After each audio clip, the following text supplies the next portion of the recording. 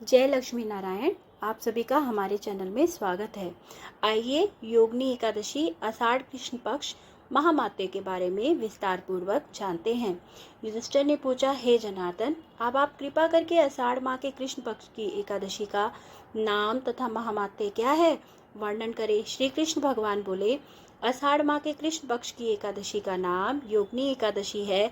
इस व्रत के प्रभाव से समस्त पाप नष्ट हो जाते हैं। यह धरती पर भोग तथा परलोक में मुक्ति देने वाली है। यह एकादशी तीनों लोक में प्रसिद्ध है। मैं आपसे पुराणों में कही हुई कथा को कहता हूँ। अलकापुरी नगरी में एक कुबेर नामक राजा राज्य करते हैं। वे शिव भक्त थे। उनकी पूजा के लिए एक माली पुष्प लाया करता था। उसका नाम हेम माली था। उसकी पत्नी विशालाक्षा अत्यंत सुंदर थी। एक दिन वह मानसरोवर से पुष्प लेकर आया, परंतु कामासक्त होने के कारण पुष्पों को वहीं रखकर अपनी पत्नी के साथ रमण करने लग गया और दोपहर तक नहीं आया। जब राजा कुबेर को उसकी राह देखते हुए दोपहर हो गई तो उन्होंने क्रोध में आकर सेवकों को आज्ञा दी, जाकर हेम माली का पता लगाए। यक्षों ने कहा, राजन, वह माली अभी तक अपनी पत्नी के साथ रमण कर रहा है। यक्षों की इस बात को सुनकर कुबेर ने हेम माली को बुलाने की आज्ञा दी। हेम माली राजा कुबेर के सम्मुख डरा हुआ उपस्थित हुआ और प्रणाम किया। उसको देखकर राजा कुबेर को क्रोध आया।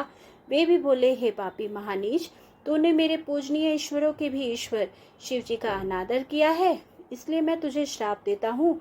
तू पत्नी का वियोग भोग और मृत्यु लोक में जाकर कोढ़ी हो जा।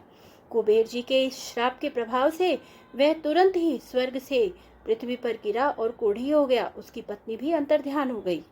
मृत्यु लोक में जाकर उसने महान दुख भोगे, परंतु शिव जी की भक्ति के कारण उसकी बुद्धि मलिन न हुई। वह हिमाचल पर्वत की ओर चल दिया। वहां पर जाते ही वह मार्कंडेय ऋषि के आश्रम में पहुंचा और उन्होंने उनको प्रणाम किया और उनके चरणों में गिर पड़े। मार्कंडेय ऋषि ने उनसे पूछा, तुमने ऐसे कौन से कर्म किए हैं जिससे तुम कोढ़ी हुए और महान दुखों को भोग रहे हो।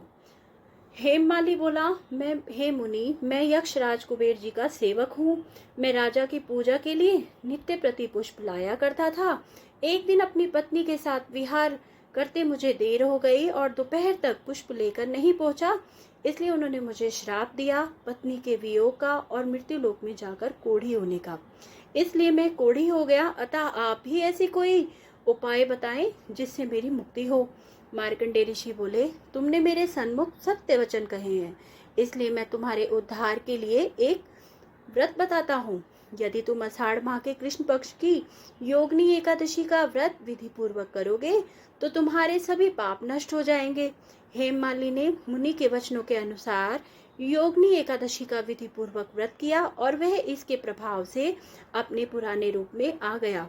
श्री कृष्ण भगवान बोले, हे राजन, एकादशी का व्रत का फल 88,000 ब्राह्मणों को भोजन कराने के बराबर है। इस व्रत के प्रभाव से समस्त पाप दूर हो जाते हैं। अंत में स्वर्ग मिलता है। कथा सार, व्यक्ति को पूजा आदि धर्म कार्यों में आलस नहीं करना चाहिए, बल्कि मन को संयम में रखकर सदैव ईश्वर की सेवा में तत्पर रहना चाहिए। इस कलयुग में कोढ़ जैसे रोग से भी मुक्ति पाने के लिए मनुष्य को योगिनी एकादशी का व्रत श्रद्धा पूर्वक करना चाहिए।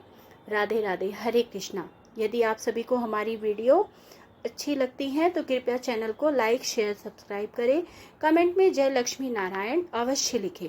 धन्यवाद।